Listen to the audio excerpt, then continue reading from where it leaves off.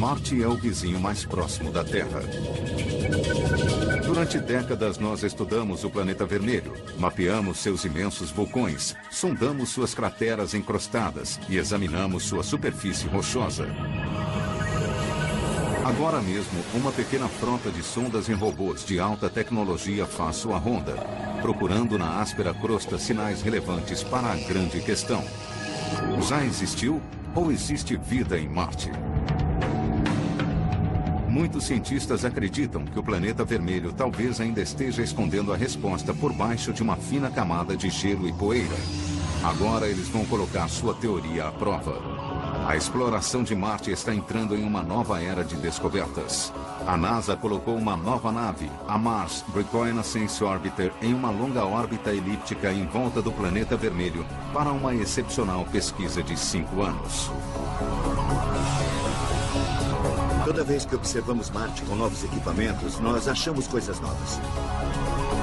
Essa nave trará mais informações de Marte do que todas as outras missões juntas, fornecendo imagens inigualáveis com a câmera mais poderosa já enviada a outro planeta. Acompanhando os voláteis padrões climáticos diários e as mudanças climáticas a longo prazo, com avançados equipamentos atmosféricos e até mesmo perscrutando embaixo da crosta rochosa por sinais de gelo e água com um poderoso radar subterrâneo. Isso nos dará a oportunidade de olhar para Marte sob um novo ângulo. A MRO irá desvendar antigos mistérios, gerar novas conclusões e, por fim, retirar esse véu cósmico revelando Marte. Marte em Foco. Marte está a cada dia mais claro. Com os últimos avanços realizados pelos cientistas da NASA, a nossa compreensão sobre o planeta vermelho ganha novos contornos. E o veículo que irá mudar para sempre a nossa visão desse planeta proibido é a Mars Reconnaissance Orbiter, ou MRO. Lançada do Cabo Canaveral, na Flórida, em 10 de agosto de 2005, a MRO já viajou mais de 7 meses, percorrendo 160 milhões de quilômetros para chegar a Marte e iniciar sua missão.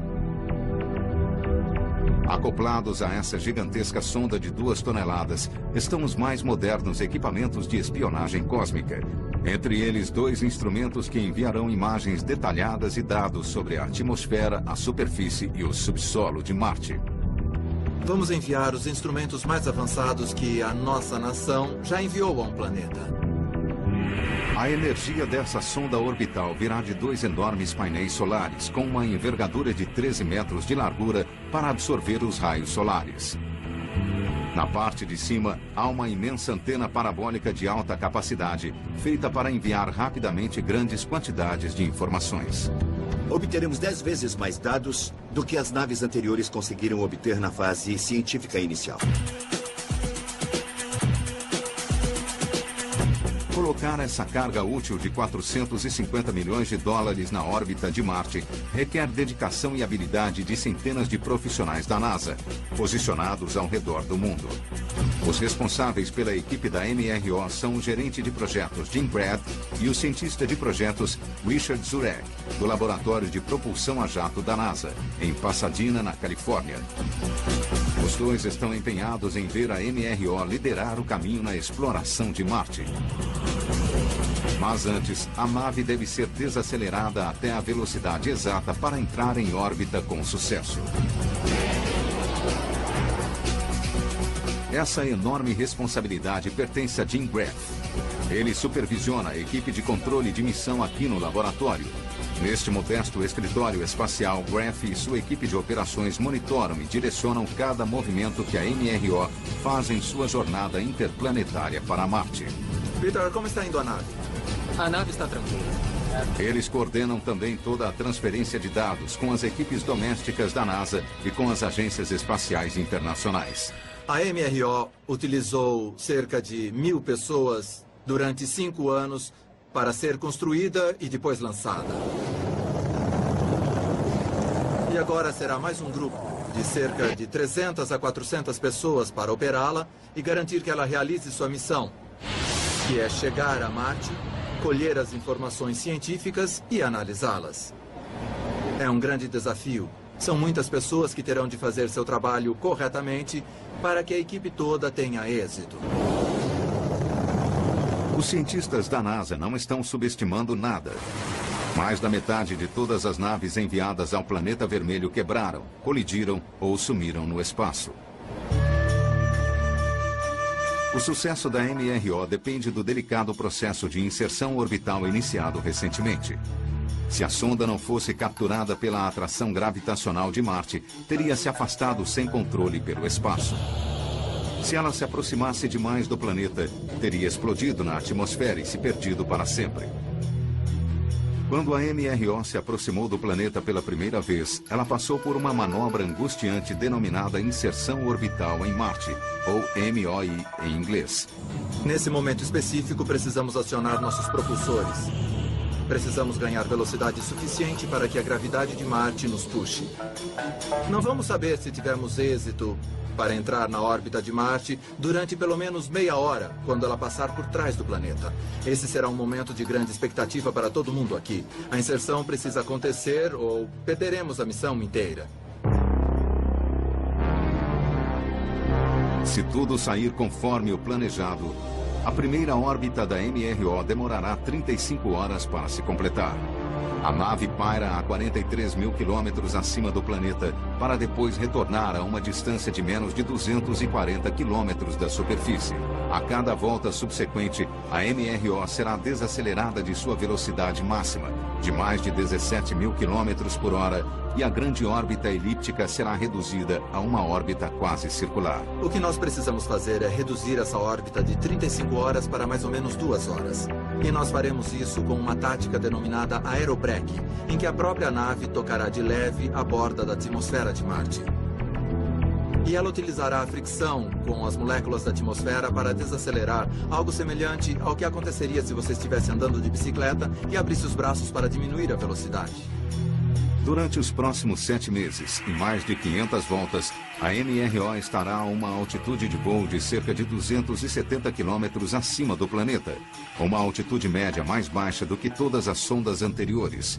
Depois, em novembro de 2006, os cientistas ativarão à distância os instrumentos da carga útil da MRO e iniciarão a fase científica primária. O Dr. Richard Zurek lidera a equipe científica da MRO. Este é um modelo da metade do tamanho da Mars Reconnaissance Orbiter, para vocês terem uma ideia. Ele e seus colegas estão ansiosos para colocar a sonda em funcionamento. Com 6 instrumentos básicos a bordo, há muitos dados a serem coletados. O objetivo principal é encontrar sinais de vida em Marte. Isso que nós estamos vendo é o compartimento de carga. Isso ficará na frente para Marte quando estivermos em órbita ao redor do planeta. Este é o nosso grande telescópio, o instrumento HiRISE. É um gerador de imagens de alta resolução, com o qual nós nos aproximamos e olhamos os detalhes do que estiver na superfície. Para ver a área ao seu redor, nós temos o gerador de imagens de composição, ou CTX. Este instrumento tem uma abrangência maior e baixa resolução. Ele nos fornece uma cobertura regional. Este instrumento, a sonda climática de Marte, acompanha todas as mudanças atmosféricas durante um ciclo anual completo. Em relação à temperatura da atmosfera, o tipo de vapor d'água e o tipo de poeira que está soprando na atmosfera. Agora temos outro instrumento meteorológico. É uma câmera que enxerga de um horizonte ao outro. Nós obtemos uma espécie de casca de uma laranja de cada uma das 13 órbitas por dia. Juntando tudo, você tem um mapa global diário do clima do planeta. Este instrumento é o CRISM. Esse é o nosso espectrômetro de imagem. O que fazemos com isso? Analisamos a composição da superfície, porque queremos ver não só o seu formato, como também do que ela é feita. Na parte traseira da nave, nós temos outro instrumento que é o SHARAD, o radar sonar que penetra na superfície à procura de camadas de gelo. Nós queremos ver as coisas com detalhes, o formato da superfície. Nós queremos ver a composição da superfície. Queremos ver o que há na atmosfera e como ela interage com a superfície. Portanto, podendo apontar nossos instrumentos, obter imagens e as análises de composição, tudo ao mesmo tempo, é uma parte importante do que nós fazemos. Apesar da carga útil a bordo da MRO ser bastante revolucionária, não é a primeira vez que uma sonda fornece dados valiosos sobre Marte. Atualmente, 3 naves veteranas continuam sondando o planeta em sua atmosfera mais externa. Desde 1999, a sonda Mars Global Surveyor completou mais de 20 mil órbitas e registrou quase 140 mil imagens do planeta vermelho. Em 2001, as câmeras infravermelhas da Mars Odyssey começaram a gerar mapas detalhados da superfície e a analisar as composições atmosféricas. E em 2004, a Agência Espacial Europeia, a Mars Express, começou a acompanhar o aumento e a diminuição das calotas polares do planeta. Utilizando o seu radar subterrâneo, a sonda também começou a perscrutar embaixo da crosta marciana à procura de depósitos de gelo e água embaixo da superfície vermelha. Os instrumentos da MRO foram projetados para complementar e ampliar as capacidades dessas sondas. Mas uma das maiores contribuições da atual frota orbital foi preparar o caminho para que 2 pequenos geólogos chegassem ao solo marciano.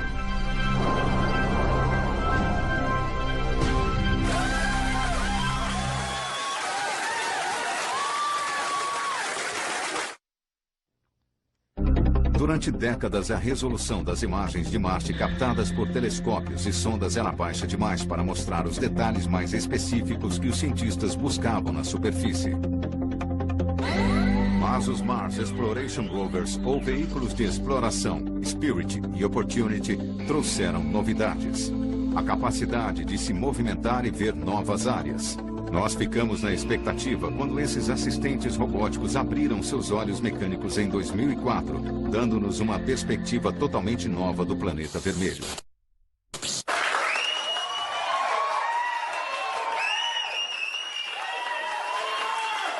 Uma visão ímpar. Um panorama de 360 graus da crosta de Marte. De repente, Marte entrou em foco. Uma superfície rochosa e desigual, pontilhada por imensas crateras e marcada por longas cadeias montanhosas. Os 2 veículos foram enviados para descobrir se as condições desta terra devastada e aparentemente estéril podem, algum dia, ter tido vida. Eles racharam, perfuraram, reviraram e analisaram as rochas de Marte, em busca de sinais de água em estado líquido, o principal ingrediente para a vida aqui na Terra. O veículo Opportunity encontrou algo primeiro. E o que seria uma atacada certeira interplanetária, ele basicamente aterrissou em uma pequena depressão apelidada de Cratera Águia, perto de um fino afloramento de rochas. Depois de poucas semanas de inspeção mais minuciosa, os cientistas da NASA deram uma notícia que chocou o mundo. Chegamos à conclusão que as rochas daqui já estiveram submersas, em água em estado líquido. Esse é o tipo de lugar que já foi apropriado para a vida. Mas isso não significa que existiu vida, isso nós não sabemos. Mas esse foi um lugar habitável de Marte em um determinado momento. Agora a pauta já havia sido dada. Já que existiu água corrente, pode ter existido vida em Marte. A NASA distribuiu suas ordens: procurar água em estado líquido e buscar condições que possam ter sustentado a vida na superfície ou embaixo dela.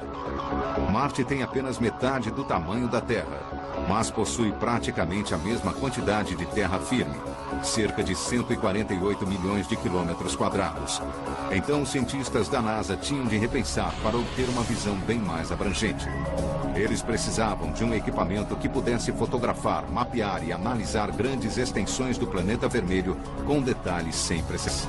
Na primavera de 2005, esse equipamento já havia tomado a forma da MRO. Uma nave capaz de colher muitas das mesmas informações colhidas pelos veículos terrestres, mas em uma órbita de 320 quilômetros acima da superfície.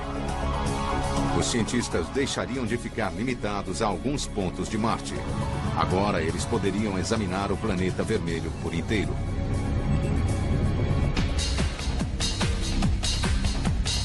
Aqui na Lockheed Martin Space Systems, em Denver, no Colorado, a MRO saiu das pranchas de desenho para se tornar uma realidade de 2 toneladas. Levou 5 anos e centenas de profissionais especializados para projetar a sonda e construir os instrumentos de sua carga útil polivalente. O cientista de projetos da MRO, Richard Zurek, está presente para acompanhar a High-Rise. A câmera de alta precisão será acoplada à nave. Cada vez que levamos uma nova geração de instrumentos para Marte, a fim de vermos mais detalhes do que podíamos ver antes, nós vimos novos fenômenos. Respondemos algumas perguntas e descobrimos que aquilo que pensávamos que Marte era, não era verdade. O que faz esta sonda ser diferente é que vamos ver Marte com detalhes onde antes não era possível ver. Essa sonda servirá de ponte entre a extensa cobertura das outras sondas até a resolução mais alta que nós vimos, mas só que em alguns poucos locais. Agora nós estamos tentando descobrir qual é o melhor lugar para o próximo pouso. Serão novamente os mesmos lugares? Talvez não. A resolução mais alta virá do olho da MRO no céu, a High-Rise, ou Experimento Científico de Imagens de Alta Resolução, o maior instrumento da sonda, pesando quase 70 quilos. É a câmera mais poderosa já colocada na órbita de outro planeta.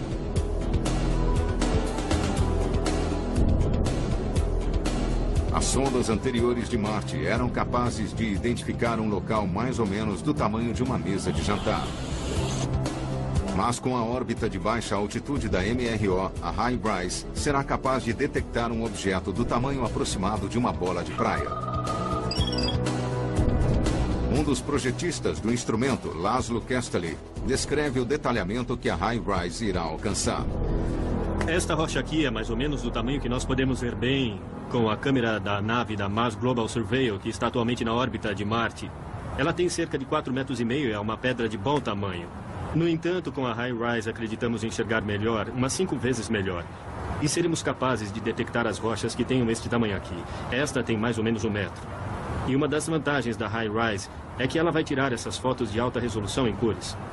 Nós temos muitos interesses científicos em Marte, mas um deles em particular é saber o que a água fez por lá. Especialmente quando a água muito quente reage com a rocha, ela pode mudar a cor da rocha. E aqui temos uma pedra que foi alterada para uma cor vermelha, com a água quente que correu por ela. A água quente pode fazer várias coisas e mudar as pedras para uma cor verde também. E com a High-Rise podemos ver onde as pedras foram alteradas para essas cores diferentes e ver o que a água andou fazendo. E esperamos que isso nos ajude a conduzir as futuras missões aos locais onde a água tenha feito as coisas mais interessantes em Marte. A High-Rise fotografará áreas importantes do planeta vermelho, mas só irá focalizar as lentes em 1% da superfície marciana. Ela irá trabalhar em parceria com o gerador de imagens de composição da MRO, ou CTX, que irá analisar grandes faixas da superfície com uma resolução bem mais baixa do que a High-Rise, em busca de áreas que despertem o interesse dos cientistas. Nas missões anteriores, a CTX teria sido a câmera de alta resolução. Esta era a melhor resolução que nós tínhamos.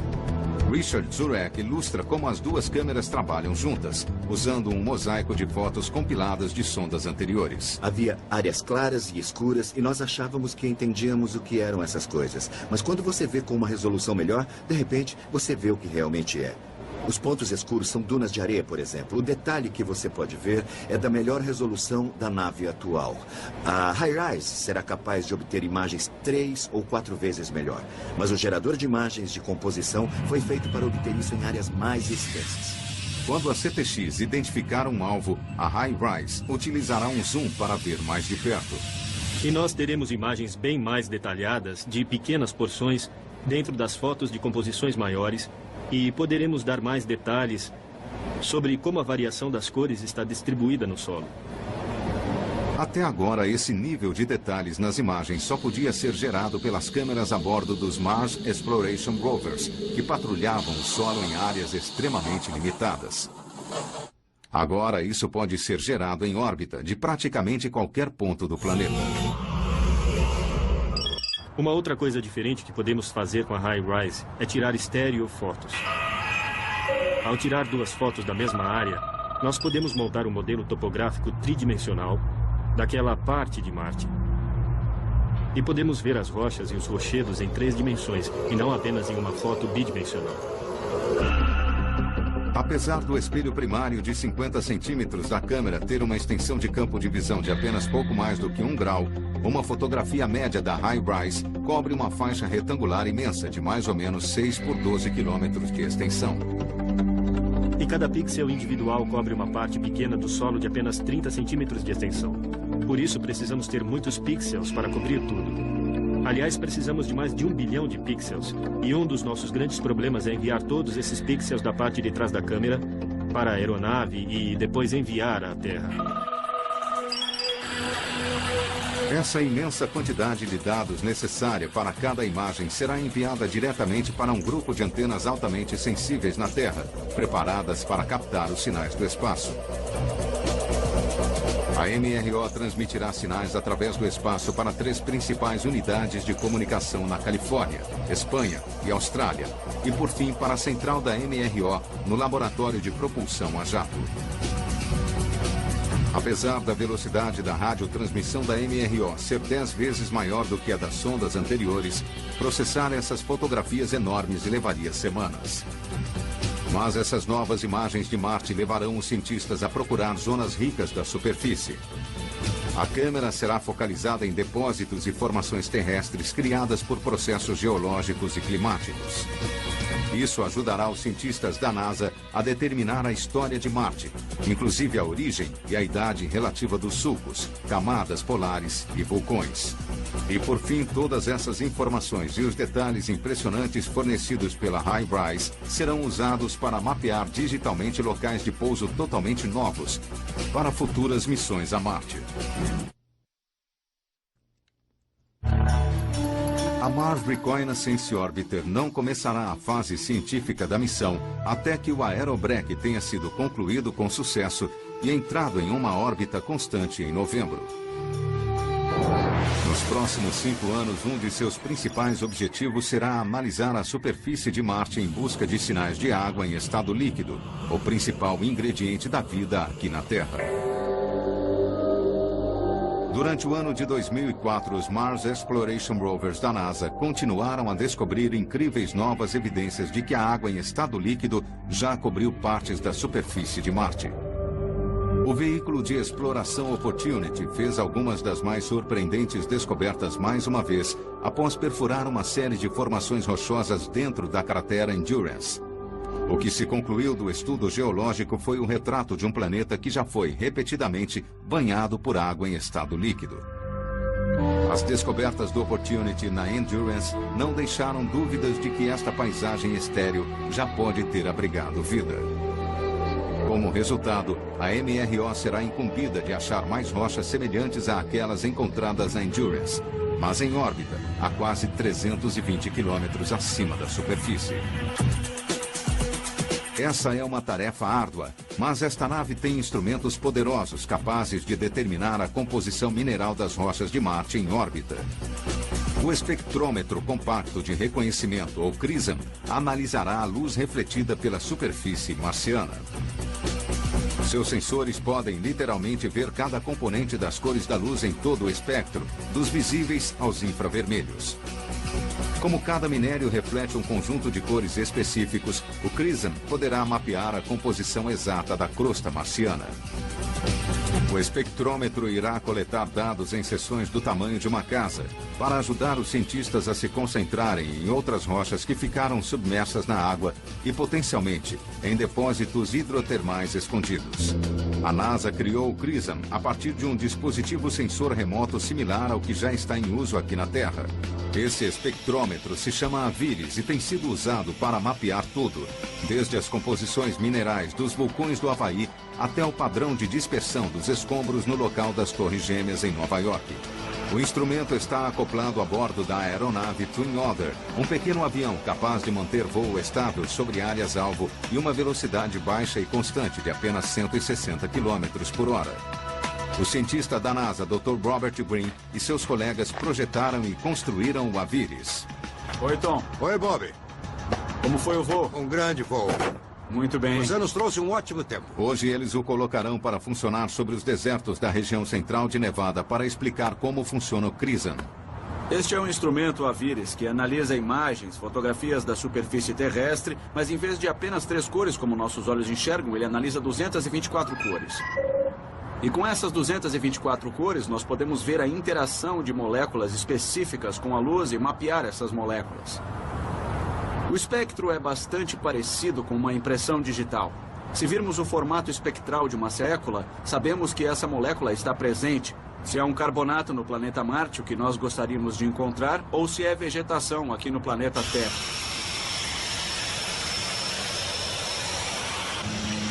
Hoje nós vamos pegar o instrumento Aviris e sobrevoar um local ao sul daqui, chamado Cooperite, em Nevada. É um sistema hidrotermal, e nós vamos visualizar esse local e ver os mapas moleculares que o instrumento gera, e fazer previsões sobre o que vamos encontrar na superfície. Depois iremos para o solo com um espectrômetro de campo para confirmar se esse instrumento fez uma leitura precisa do que está presente na Terra.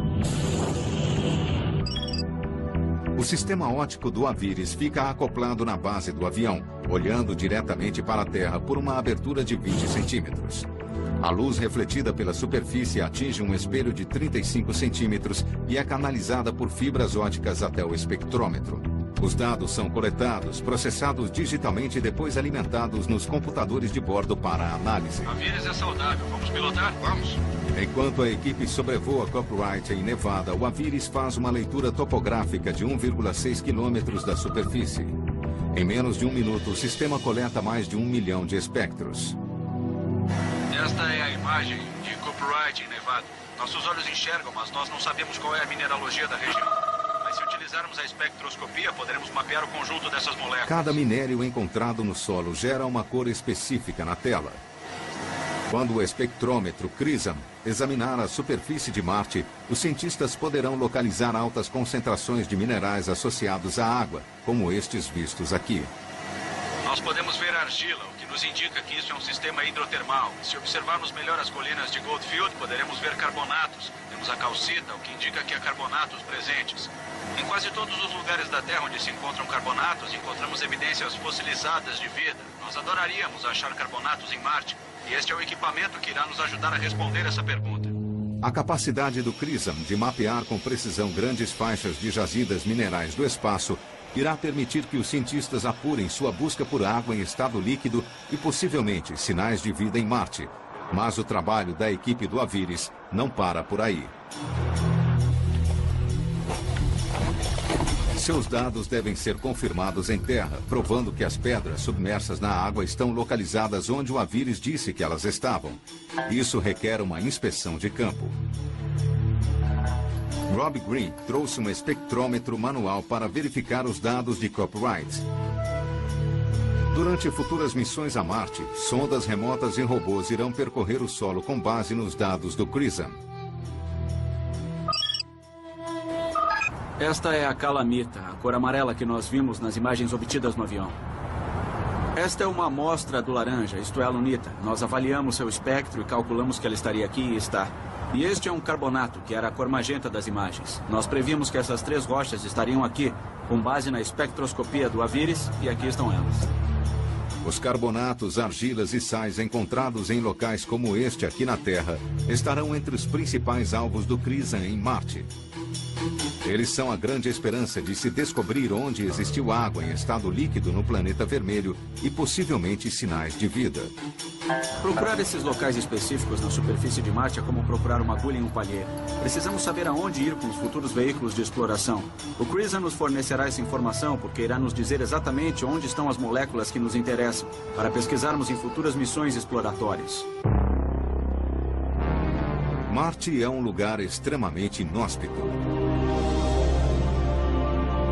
Os ventos de superfície sopram a uma velocidade média de 130 km por hora. Tempestades de poeira podem ocorrer e bloquear o sol do globo inteiro durante meses. A atmosfera composta de mais de 95% de dióxido de carbono não retém o calor do sol. As temperaturas gélidas da superfície variam entre 17 e 93 graus negativos. Um dos principais objetivos científicos da MRO será ampliar a compreensão sobre as mudanças climáticas do planeta vermelho.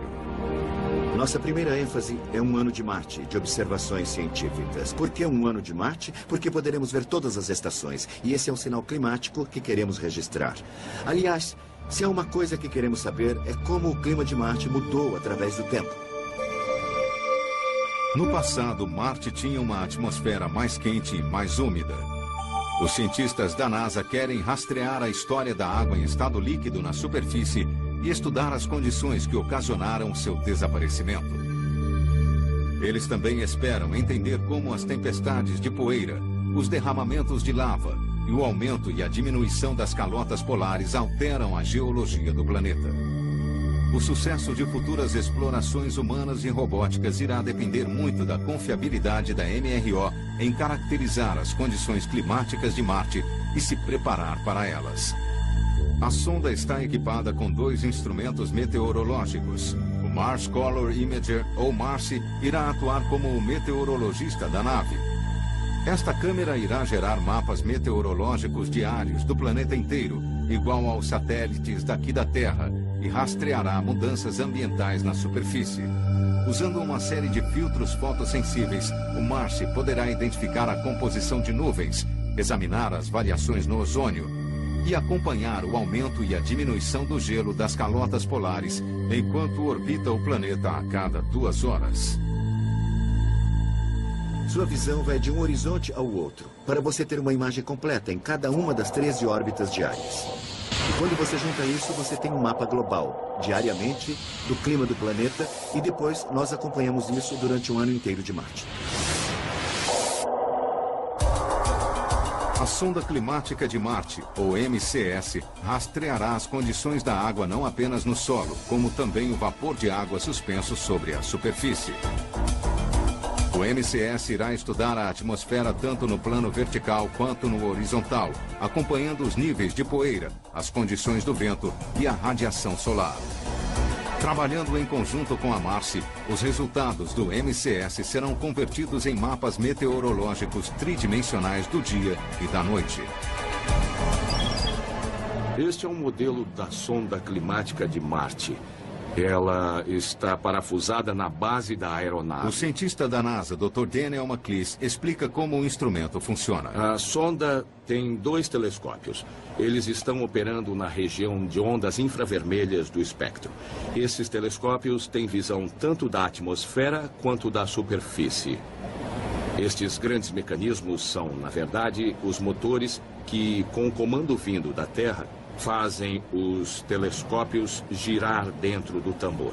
Nós fazemos uma espécie de dança, algo que chamamos de passo do chumbo grosso, em que, conforme nós rodamos em nossa órbita, as calotas polares, o instrumento começa a olhar em todas as direções possíveis.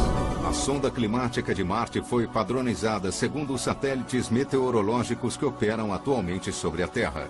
Ao comparar os dados climáticos de Marte, McLeese espera que nós possamos aprender mais sobre a forma como o clima do nosso planeta se desenvolveu com o passar do tempo e como ele está mudando hoje.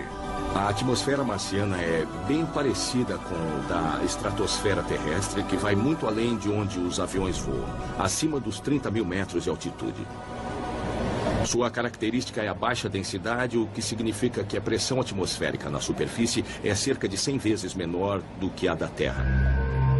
É uma atmosfera que, de certa forma, é mais simples do que a terrestre, mas, por outro lado, é mais complexa, porque os processos são diferentes e nós só estamos começando a conhecê-los agora.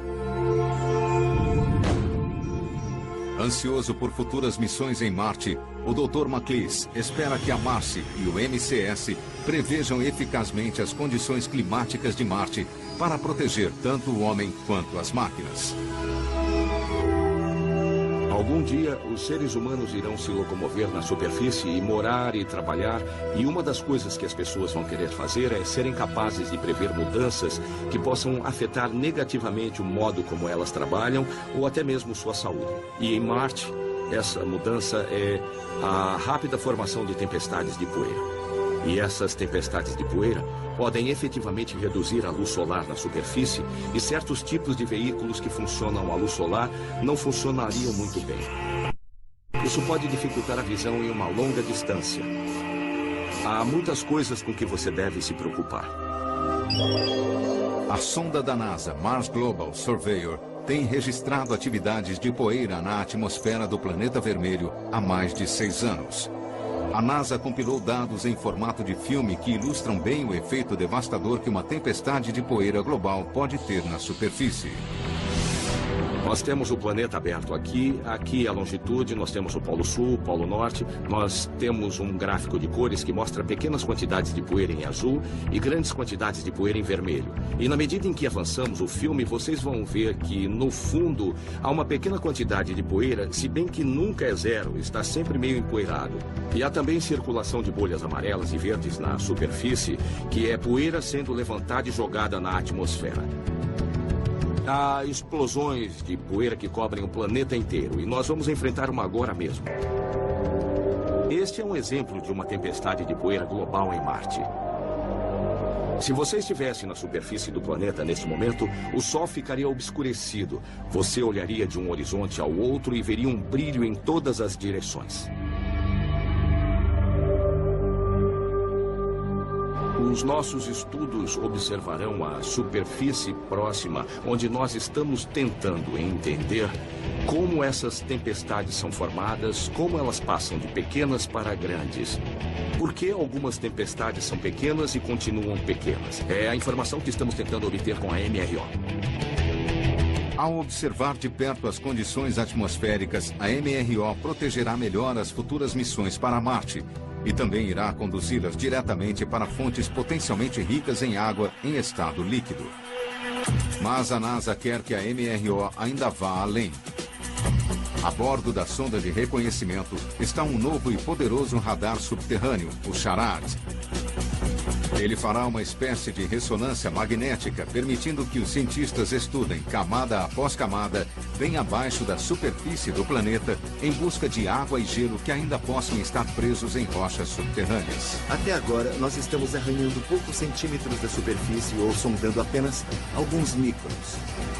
Aquilo que os seus olhos veem é só o verniz, só a superfície disso. E agora, nós queremos entrar aí. Mas ainda é um mistério o que vamos encontrar. O instrumento SHARAD, ou radar sonar, enviará as ondas de rádio para cima, atravessando 800 metros até a crosta do planeta. Depois, os receptores a bordo da MRO irão gravar e analisar os ecos para mapear as camadas subterrâneas. A profundidade e a composição da geologia de Marte podem ser determinadas pelo tempo que cada um dos sinais demorar para chegar à aeronave. Com o SHARAD, a espaçonave deverá ser capaz de detectar água em estado líquido ou sólido em camadas subterrâneas com espessura de até 10 metros. Até agora, a sonda da Agência Espacial Europeia, a Mars Express, era a única espaçonave equipada com um radar de penetração de solo, denominado MARSIS. Ele pode penetrar cerca de 5 quilômetros para dentro da crosta marciana e já encontrou sinais de gelo e água subterrâneo em áreas localizadas. A antena de 10 metros da MRO irá se voltar para camadas mais rasas do que o radar da Mars Express, mas irá retornar imagens de alta precisão muito maiores. Ela será usada para estudar camadas subterrâneas de gelo, rochas e, possivelmente, de água em estado líquido que possam estar acessíveis pela superfície e para sondar a estrutura interna das calotas polares de gelo do planeta. Nós queremos ver se a parte de cima da superfície, que nós sabemos que tem um pouco de gelo, é apenas a ponta do iceberg ou se é, na verdade, uma parte de um subsolo mais profundo e permanentemente congelado. Se for muito profundo, pode realmente conter a água que estava na atmosfera bem no início da história do planeta. A próxima missão da NASA ao Planeta Vermelho será uma viagem de reconhecimento ao Polo Norte marciano. A tarefa será incumbida à nova sonda conhecida como Fênix. Data de lançamento, verão de 2007. Ela fará uma audaciosa aterrissagem perto da calota polar permanente, onde há uma abundância de gelo de água, mas cujo terreno é austero e acidentado. A sonda Fênix é parte do programa Scout da NASA. Ela irá se afixar perto da calota polar e conduzir experimentos de campo em solo rico em gelo. Se os dados da Fênix mostrarem sinais de vida na planície ártica, futuros veículos de exploração serão enviados para investigar. Em 1999, o Mars Polar Lander foi enviado a uma região parecida do Polo Sul do planeta. Ele sumiu durante a aterrissagem e nunca mais se teve notícias dele. Os responsáveis pela missão Fênix esperam evitar esse mesmo destino e identificar os melhores locais de pouso com a ajuda da MRO. A Mars Reconnaissance Orbiter fará duas coisas para Phoenix. Em primeiro lugar, ela verificará os locais. Vão escolher os locais de pouso antes de chegarmos. Assim, teremos um local principal e um reserva. Vamos dar uma olhada com a câmera de alta resolução e diremos: este é um local seguro para pousarmos e é um lugar cientificamente interessante para irmos também. Faremos isso cerca de 8 meses antes do lançamento. Quando formos sair de lá, vamos também analisar a atmosfera com nossos instrumentos e poderemos fornecer um boletim meteorológico antecipado para que eles estabeleçam os parâmetros do sistema de entrada e aterrissagem adequadamente. Uma vez na superfície, a Fênix cavará pequenas valas nas camadas de gelo polar com um braço robótico. As amostras das valas serão então examinadas em um mini forno e laboratório portátil para ver se elas contêm algumas das substâncias orgânicas necessárias à vida. Esta é apenas a primeira fase do que alguns cientistas apelidaram de estratégia da caça ao carbono. Depois que a NASA confirmou que Marte já foi coberto por água em estado líquido, as chances são bem maiores que a vida possa ter sido capaz de se desenvolver aqui e que os vestígios desses organismos ainda estejam preservados na crosta gelada e rochosa do planeta. O próximo veículo destacado para achar essas formas de vida será o Mars Science Laboratory, que será lançado em 2009. Ele combina a ideia de um laboratório de campo remoto automatizado com a capacidade de locomoção do Spirit e do Opportunity. Bem, o que nós vamos fazer no Mars Science Laboratory é mudar o foco da pesquisa científica. Enquanto o Spirit e o Opportunity foram enviados principalmente para procurar sinais de água, e acharam, e foi ótimo, o Mars Science Laboratory irá para lá em busca de vestígios de matéria orgânica. O MSL será um veículo de exploração bem maior do que seus primos robóticos Spirit e Opportunity, capaz de percorrer mais de 30 quilômetros em busca de matéria orgânica. Mas o peso adicional de seu motor e de seu laboratório de bordo pode comprometer a segurança da aterrissagem.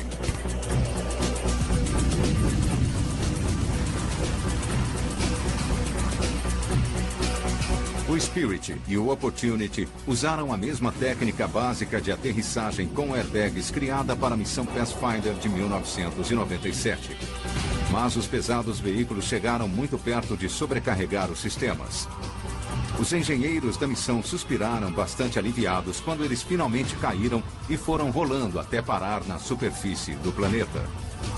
Muitos temiam que os airbags fossem se romper com as rochas pontiagudas de Marte e que os veículos se perdessem para sempre. Para que o MSL pouse, os engenheiros tiveram de inventar uma técnica completamente diferente. Esta animação mostra a nova aterrissagem com guindaste aéreo. Em vez de colocar o veículo de exploração em cima de uma plataforma de aterrissagem e pousá-lo, nós fizemos justamente o contrário, colocando o sistema de propulsão, os foguetes, em um tipo de jato na parte de trás do veículo. E quando for liberado o paraquedas, os foguetes desse jato farão a desaceleração. Eles conduzirão o foguete desde 1 km de altura até 20 ou 30 metros da superfície de Marte. Nesse momento, enquanto ele ainda estiver descendo, ele será pousado com estes cabos. E aí nós teremos o veículo com sua mobilidade preparada, pronto para se locomover, pendurado em cordas que saem da plataforma do foguete, e continuaremos a descida até que o veículo chegue ao chão. O computador de bordo calcula o pouso, corta as cordas, e aí o veículo estará pousado na superfície. E aí tudo o que precisamos fazer é acionar as antenas, as câmeras e começar a andar. A MRO, a Fênix e o MSL são todos parte de um ambicioso projeto de enviar uma missão de coleta de amostras para Marte e, no futuro, mandar seres humanos para esse planeta inóspito. Essas missões enfrentam uma série de desafios aparentemente intransponíveis, mas o primeiro passo desse processo é determinar exatamente aonde no planeta o ser humano pode ir. Quando você pensa adiante em futuras missões, inclusive com seres humanos ao planeta, a principal questão é quais recursos existem lá. Eu não vou levar tudo da Terra, se houver coisas que eu possa usar lá. A água é uma das principais coisas. Há também outro aspecto. Do que é feita a superfície? Quais tipos de minérios existem? Sabendo como é o ambiente, isso também ajuda a planejar o habitat. Estamos coletando informações básicas do meio ambiente para ajudar os técnicos a fazerem essas avaliações. O que é arriscado e o que não é, para que eu preciso me preparar, com o que eu posso viver. A Mars Reconnaissance Orbiter não começará a fase científica da missão até novembro, quando completará o aerobrake na atmosfera marciana e descerá a uma órbita de baixa altitude. Até lá, os cientistas continuarão a obter o máximo possível de novas informações com os notáveis pequenos veículos que já estão no planeta vermelho.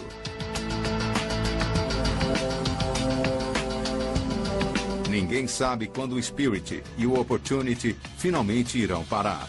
Os dois veículos já passaram do prazo de validade, mas continuam em condições operacionais, mas não há como limpá-los. E o acúmulo da poeira de Marte em suas células solares pode em breve fazê-los morrer de fome. E também existe a possibilidade de que um de seus componentes elétricos básicos acabe pifando. Se isso acontecer, os veículos podem repentinamente parar de responder e nunca mais serem localizados. Vai ser duro quando esses veículos pararem. Eu não vou mentir, vai ser um momento muito difícil para nós. Isso porque eles fizeram muitas coisas. Se eles tivessem parado no começo, se tivessem parado logo depois que nós o enviamos a Marte, teria sido duro de aceitar, mas eles já descobriram tantas coisas que eu acho que quando nós finalmente os perdermos, eles vão ter uma morte muito digna. Sob a supervisão dos cientistas da NASA, a Mars Reconnaissance Orbiter dará o próximo grande passo na exploração de Marte, mapeando a superfície, procurando água e buscando sinais de vida no planeta vermelho. Uma coisa fascinante em Marte é que toda vez que nós o observamos com novos equipamentos, nós vemos coisas novas. Marte está sempre revelando alguma coisa toda vez que chegamos e pesquisamos. Em 2010, quando concluirmos a missão da MRO, teremos reescrito os livros científicos sobre Marte.